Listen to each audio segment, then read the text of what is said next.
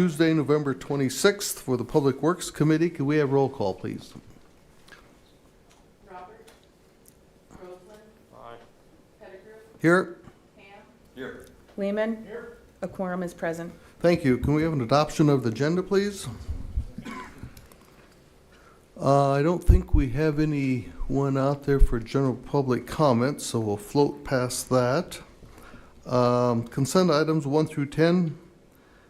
Could we have a motion, please, to approve the minutes from the November 12th meeting? All those in favor, say aye. Opposed? Does anyone want anything removed from the consent items 2 through 10? Could I ask the Public Works Department, please, go through each of those items individually for us?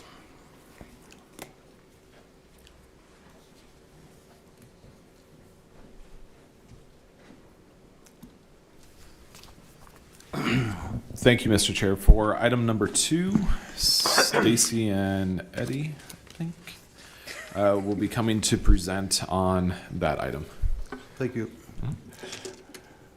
Mr. Chair. Okay. I'm not Eddie. I will go through this, and if the questions get too complicated, I'll bring in my prime staff, Eddie, to answer any detailed questions. Item 2 is a final change order for a miscellaneous improvements project that we did this year. PKG was the contractor. These miscellaneous improvement projects are where we group several like types of work into one contract for efficiency, economy of scale.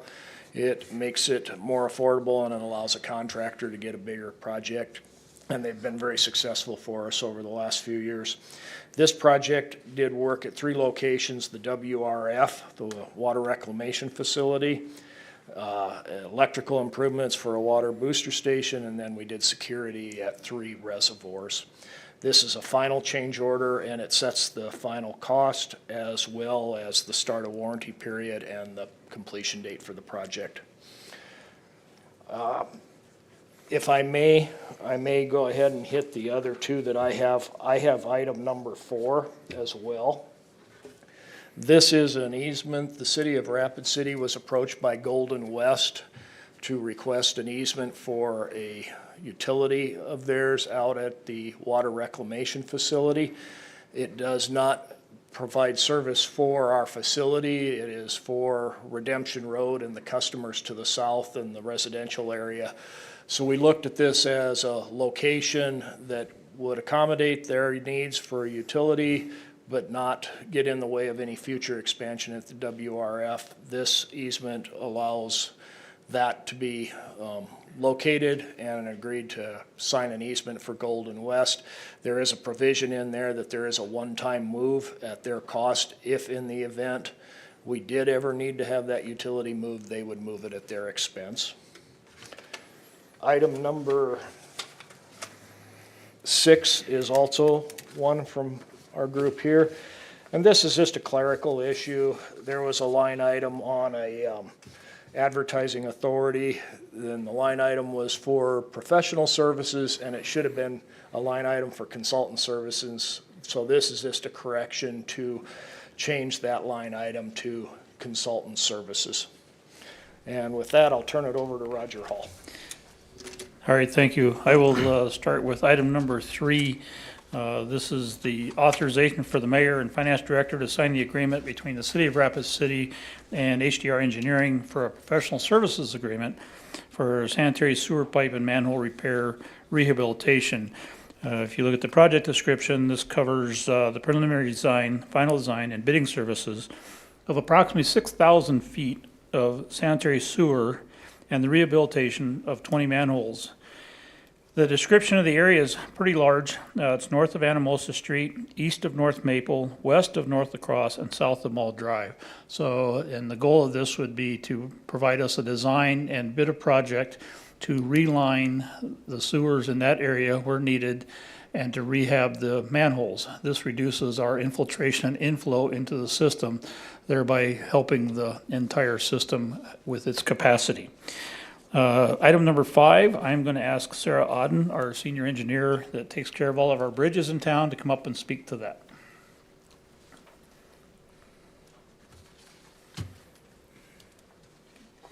Either way. Good afternoon. Item number 5 is authorization for staff to apply for a 2025 bridge improvement grant for the Chapel Lane Bridge. This grant is an 80% state and federal funds and 20% city share. This grant would help us to replace the Chapel Lane Bridge. This is simply us looking to the future to replace an aging structure that is the only entrance to a part of town that houses a lot of people and is also important to our tourism. So it is inspected every year and it's just aging. There's no big issues with the structure at this point in time. It's just that it's 50 years old. So we're looking to get some help with some funding to replace it.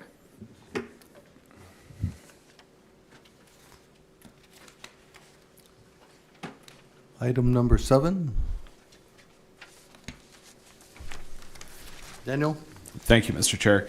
Item number 7 is fairly unique. In South Dakota, every operator of a landfill is required to have the amount of funds that are estimated to be necessary to complete the closure of any currently operated cells within that landfill.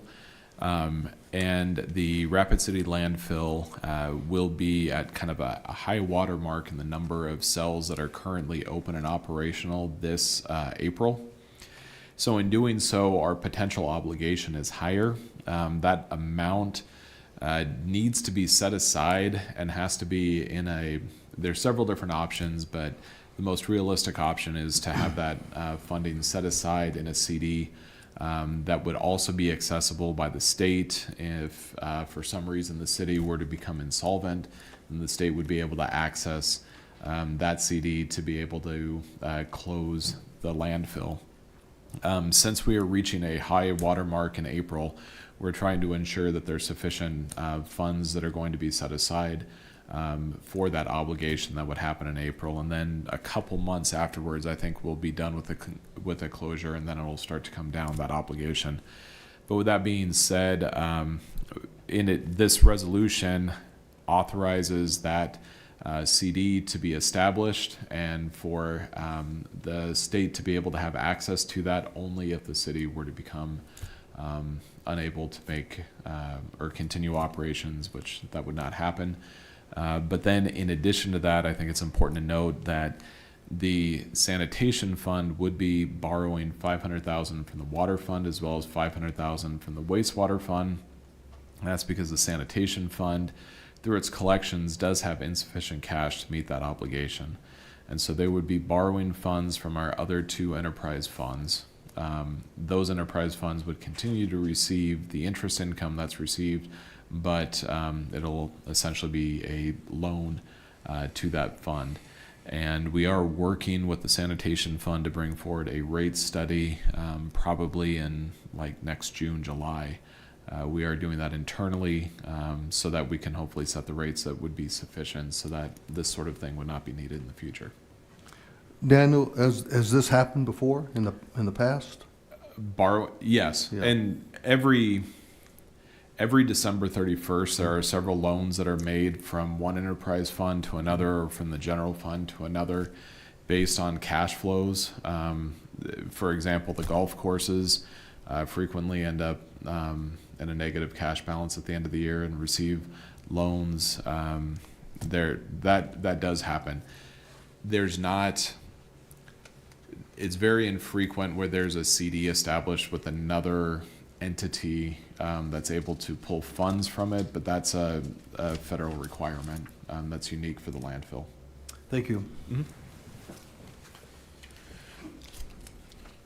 Number 8? Okay. Number 8 is a resolution that writes off some utility bills. Credits that are remaining on some utility bills we can only do that after 6 years. So it's a total, it's not a lot of money, of $573.33, but those are individuals that still have credit, and we have tried to fine them for 6 years to be able to return their funds, but have been unable to do so. Then item number 9 is very similar. It's writing off uncollected utility accounts that are more than 6 years old. Thank you, Daniel. Item number 10, Mr. Biegler.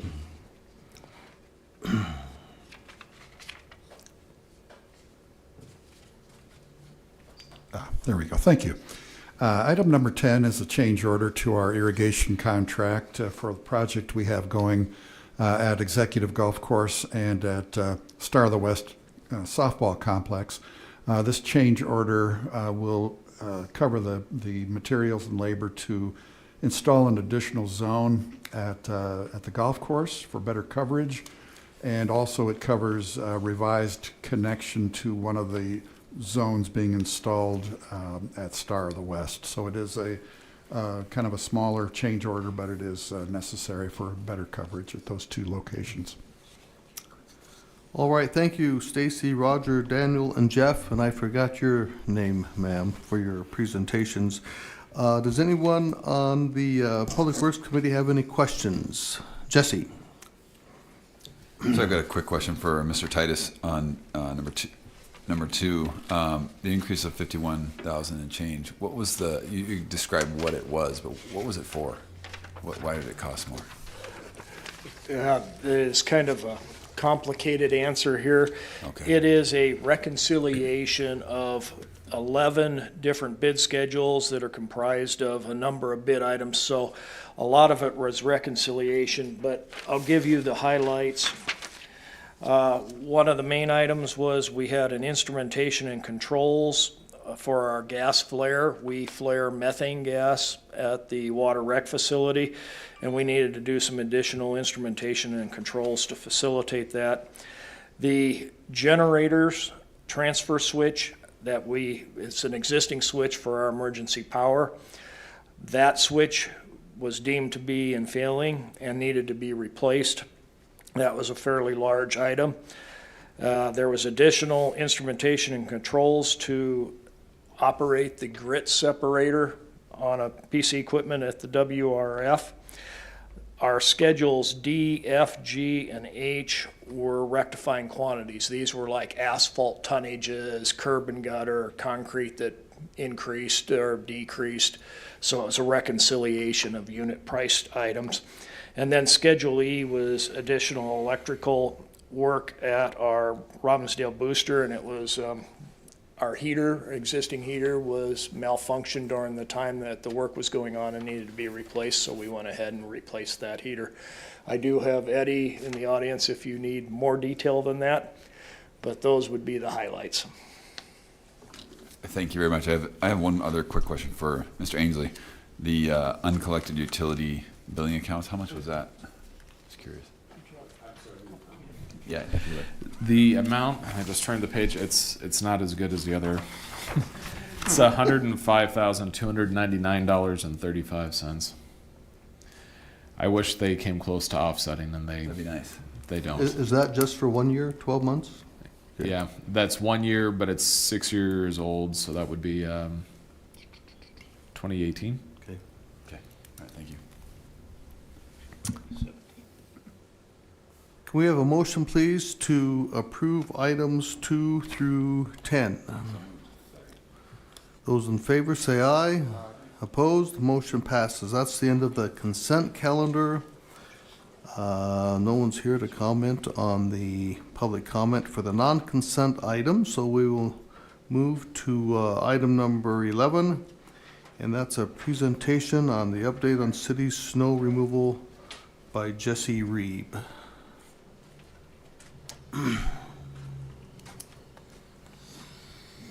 Good afternoon, everyone. I'm Jesse Reed, the street superintendent. I'm just putting on a little presentation, just kind of show you our winter storm operations, kind of how our fleet is and how we get ready. So our current snow policy that we have on sanding and chemical treatment of streets, The initial service of streets during a snow and ice incident will be the applications of sand, salt, liquid de-icer, or a combination of these products. Streets will be treated in the following priority. All arterial and emergency routes, along with streets having steep grades or other hazardous geometry or major intersections. So our first level is like 5th Street, Main, St. Joe, just to give you an idea of what those are. Collectors and sub-collector streets and school routes. I'll get into a little bit more later about the school routes. And then residential streets are our last priority. We have our plowing policy. Snow plowing incidents will be divided into 3 levels of service. The service will be determined by the Public Works Director or his designee. So if you go to the streets website, we have these out here. So we have a level A response. That's when we approximately get 2 to 4 inches of snow. That's our arterial streets, emergency routes, steep grades, collectors, major intersections. And it may include downtown snow removal, and I'll get into that too at the end. I have a whole slide on that. So basically, when we get 2 to 4 inches, we're getting routes, school routes, routes that go to the hospital, just our emergency routes. Then when we get 4 to 6 inches of snow, that's when we move to our sub-collectors. Some high-traffic residential streets will be plowed. And all the ones that we have in level A. So when we move to level B, we still focus on level A and B responses. There might be a case, depending on the type of storm, this would be a time that we would contract out to private contractors. We have a yearly contract with them that they bid every year. So if it got too overwhelming, we have that ability in that response. And then level C is greater than 6 inches, and that's all remaining streets. We typically hire contractors when we get a storm over 6 inches because it's too much for us to handle. So I'll give you a brief of our equipment. We have 19 full-time sanders, plow trucks, 13 dump trucks that we put sander bodies in. That goes with our winter switchover, which I'll talk about. We have 4 blades, 4 loaders, 2 pickups with brine tanks, 6 pickups with sanders, and 7 skid steers. So that is our fleet that we have available to us during a snowstorm. So the winter switchover, like I was just talking about. So we do a winter switchover typically the 2nd or 3rd week in October. The reason we have to do this switchover is because 60% of our equipment that we use in summer operations also needs to be used in our winter operations. So we have multi-purpose fleet. We halt all non-emergency summer activities, and we spend a full week preparing for this, and I'll get into that. Prior to our switchover, the mechanics, they do a 71-point check on every piece of equipment that we're using for winter operations. They typically start 2 to 3 weeks before us because it's a lot of equipment, and 71 points is a lot. And I'm not gonna go through every one of these, but just to kind of show you, I got 3 pages of that's kind of the 71-point check that they go over, and I have the form if anyone would like to see it. So once they're done with that, then we take our week off and we get ready for the switchover. So we're putting in our sander bodies, calibrating the sanders and the spinners. We're doing our pre-treatment. We're checking our chains, putting the wings on our graders because we have to take them off for summer operations because they don't fit in the alleys. It makes the machine too big. Calibrating all of our brine trucks, our brine machine. Train any new people on how to make brine. Just check and recheck. We have the route operators go and drive their routes. So this year, with the expansion of just the city growing, we went from 19 routes to 21 routes. So the routes changed. So we had people out there driving so they know the quickest, fastest, most efficient way to do that. We do have to rearrange some of our equipment so we can get some of our essential equipment indoors for the winter, like our loaders and bobcats, because that's used for loading our salt and sand, and it's hard to function without them. So just kind of go over the snow route. So just keep in mind, when I talk about some of this stuff, it's perfect conditions is how I calculated it, because each storm is different, temps different, wind speeds different, amount of snow's different.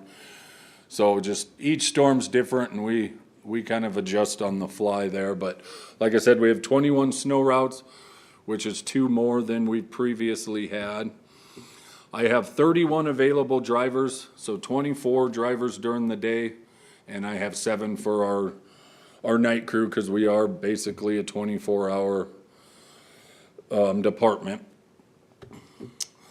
So touching back on the school route, so additional to them 21 routes, we pull people off. There's 41 individual streets sections that we have to get ready for school routes.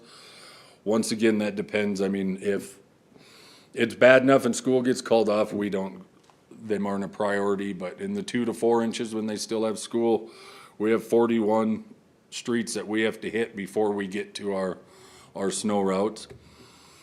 We have approximately 400 mainline miles. So that is our emergency routes, our Omahas. We have just over 2,000 total lane miles that we have to drive every storm. And our mainline connectors and school routes, we travel 4 to 5 times per event.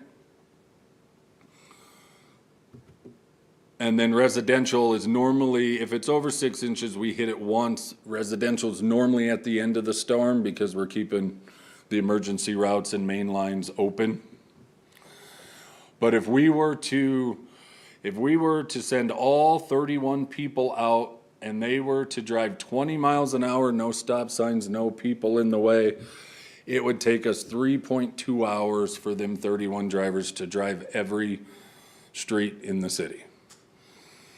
Now, like I said, that's at perfect conditions. We hit roads 4 to 5 times, so you're looking at anywhere from 12 to 15 hours to follow our policy of just snow plowing and treating. So one of the ways we treat the road is with salt. So salt is we pre-treat it with a 50% beet juice, 50% Apex solution to help activate it. And it also adds weight, so when the salt hits the road, it don't just bounce off. At certain conditions, which when the temp's getting low, we'll also spray the salt with Apex being applied when it's applied out of the spreader. And the reason we add the beet juice and all that is beet juice contains natural sugars that lowers the freezing point of the ice, and it allows the salt to work at a lower temperature. And the particles also help it stick to the road and reduce the amount that gets washed away or run into our drainage system, which goes to our waterways. Apex is a liquid de-icer. Typically it's magnesium chloride that's used as a pre-wetting. So we pre-wet a certain amount. I think we got 15,000 tons, I think, that we pre-wet. What that does is it enhances the melting capabilities, and that de-icer helps it work at lower temperatures along with the beet juice. And typically salt can be used until the temperature drops below 15 degrees. It's not very effective. The effectiveness of salt drops off very quickly once you get below that 15 degrees. So once we get below that 15 degrees, that's where our sanding comes in. So the sand is placed on the road to increase friction, improve safety, give you temporary traction. It works as an abrasive to improve traction. So sand works best when you can put it on snow that's already there, so it can embed itself. Otherwise, putting it on bare roads, it'll blow off. Cars will just swipe it away. So you can use sand at any temperature. We typically just wait until it's too cold to use anything else. Well, I have it in here, but another problem with sand is then our sweepers are out constantly picking that all back up. We do mix our sand with salt to give us maybe a little bit of de-icing. We mix that at a 6-to-1 ratio. So streets, we typically use sand on hills, intersections, and when the temp drops below 0. And that is also for a significant amount of time. If we're just gonna have one morning where it's cold, we're not sending the sand out. We'll try to plow it, try to use some de-icer, but you know, there's always that 10-day stretch in January, February where we're like -40, so it comes in handy for that. The main downside is that it doesn't melt ice. It only provides traction. That's the only thing it's there for. It can easily be blown away. It's ineffective on high-speed roads. So we do try not to use it on Omaha and stuff like that because it just gets blown away. And then the environmental issues we have with the sediment buildup when it gets washed off. And that's when we have to send the sweepers out after a storm. And that's hard if there's still ice or still some snow on there. The sweepers aren't, we have to wait for it to completely melt. And then we have a brine solution. So brine is just salt water. Basically, it's mixed at a 23.3. That's the optimal saltwater solution that you want. Due to its pre-wetted nature, brine requires significantly less salt to achieve the same amount of de-icing effects as granular salt. Brine is also more effective and coats the roads better than plain salt or sand, so it reduces the environmental impact compared to those. Brine is it's a pre-treatment that we put on the roads before a storm to stop the snow from sticking. The one, and I might have it in here, but one of the problems with brine is it's not very effective once the snow's already on the ground. We have to be ahead of that. Typically, we want to be 3 days ahead of the storm. We don't always get that luxury of them being able to predict a storm. If you had an inch of snow on the road, you could get rid of it with brine, but it's expensive. We would just plow it at that time. So what the brine does is it lowers, with that salt water in there, it lowers the water's freezing temp to about 18 degrees. So we get about, 14 degrees more play with the brine than typical water. So last year, we purchased a brine maker. And then this year, and then actually be delivered next week, we got a mixing table. So the brine maker is a calibrated machine that automatically makes this brine to the 23.3. The years before, we were basically hand mixing in a big tank with an individual tester to try to get that 23.3. It worked with what we had, but this is saving us a lot. It eliminates 4 people sitting in the shop mixing brine all day, so we got 4 more plows out on the road. And when you hand mix that brine, you have to do clean salt. Our machine cleans it before it mixes, which saves us $50 a ton on salt. So that's, and I'll get into how much salt we use. That $50 is a large number. So per event, we use about 24,000 gallons of brine, and we cover about 300 lane miles per event. So if we have enough time, we have 2 people that brine in the day, 1 that brines at night, puts out 24,000 gallons. And basically what that does is it needs time for the water to evaporate, and it will create, I'm sure you've seen it on the roads, kind of that white film. It don't allow that snow and ice to stick, so then we can plow it off without it sticking. And like I said, brine's not very effective once snow's already on the road. So now we'll get into the downtown snow removal. A little bit's changing here, but not too much from the past. So just to give you, this is what ordinance says the downtown area is. It's enclosed within the boundaries of West Boulevard on the west, 5th Street on the east, Omaha Street to the north, and Kansas City to the south. And then that includes every road within that boundary. So In our ordinance, we have a snow removal alert, which can be declared by the Public Works Director or mayor. When they declare that, that means all cars have to be off between the hours of 2 a.m. and 8 a.m. so we can actually get in there and treat it. Yeah, during 2 and 8, that's the only time we are doing full snow removal downtown. We remove the snow from curb to curb. What we're changing this year is we are going to plow the snow to the middle lane. We have 2 big snow blowers that hook up on our loaders, and we're gonna just load it up into dump trucks and haul it to, we call it the Snow Bowl, that empty lot behind Taco John's. When there's not a snow alert declared, we still try to chemically and mechanically treat downtown. It's just very difficult during the day with all the cars parked there. We don't want to be spraying them with salt water, obviously. We don't want to be plowing snow behind them so they can't get in. So we still do it, but it's difficult with all the cars. Okay, I just want to go through a couple factoids for you guys. Rapid City's snow average is about 56.7 inches per year. We put down 240,000 gallons of brine a year. That equivalates to 2.4 million pounds. It takes 600,000 pounds of salt just to make that brine. And at 600,000 pounds, 50 bucks a ton, that brine machine should pay for itself by the end of the year. 5,000 ton of salt is used on the road. That's 10 million pounds. So that's not including the brine. That's when we're out doing salting operations. 700 tons of sand we use, which 1.4 million pounds a year that we have to pick back up with the sweepers. And just to give you, so our salt right now, we pay like 81 bucks a ton. Our sand, we pay just under 30 bucks a ton.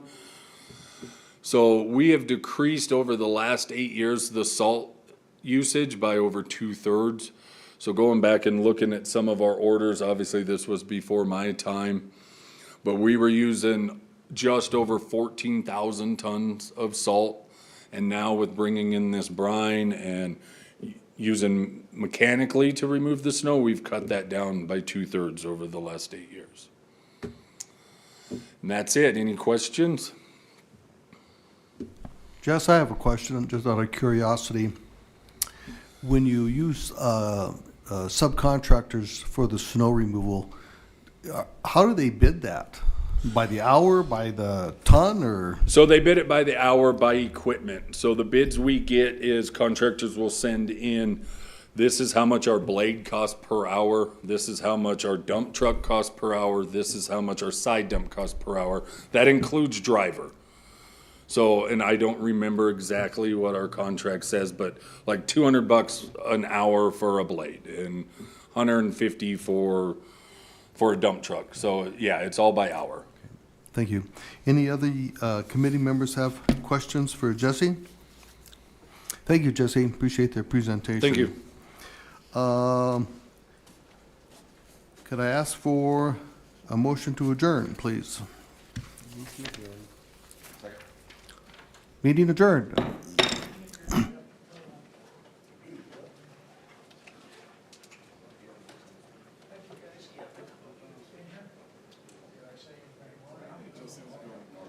we go.